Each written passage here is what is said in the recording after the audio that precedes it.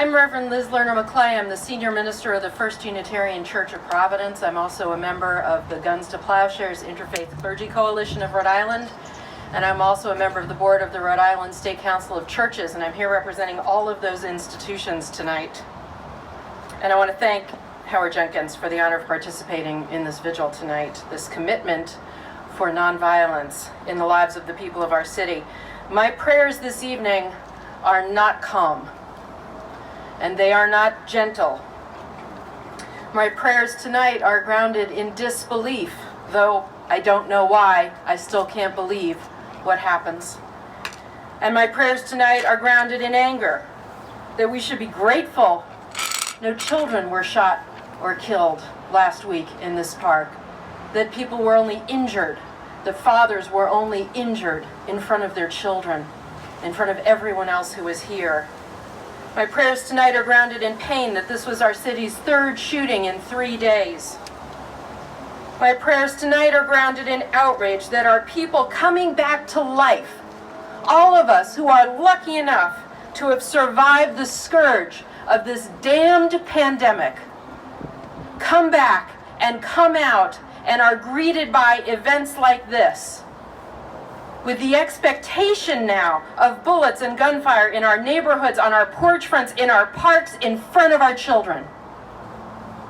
That this should be what coming back to life is like for all of us here is unbearable.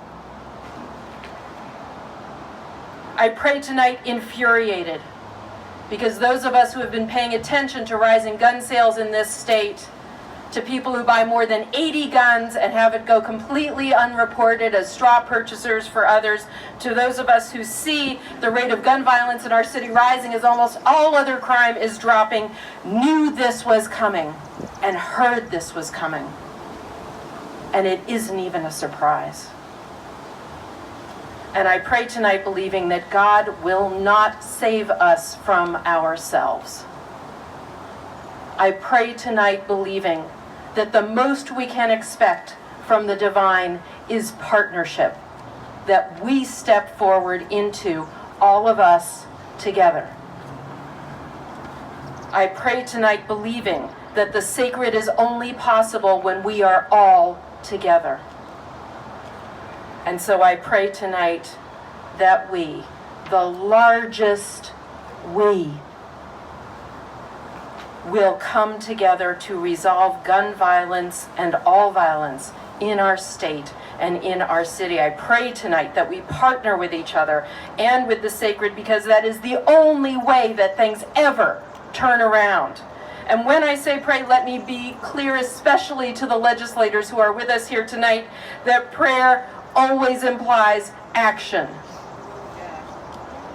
Action to heal the feuds and rivalries that infect our city, action to end and eradicate the injustices and corruptions in the systems and traditions and institutions of our city, action to legislate real safety regarding the guns that weaponize every conflict, every aggression, every revenge, every lashing out, every bad decision.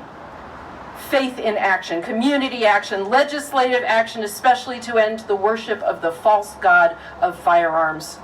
The false narrative that guns will save us when they are killing us. Revealing the false morality that makes the possession of firearms more important than human lives. I pray that we rise from this time and become our own wave of nonviolence, which is otherwise known as the beloved community. That we refuse to let gun violence take our city away from us, take us away from each other.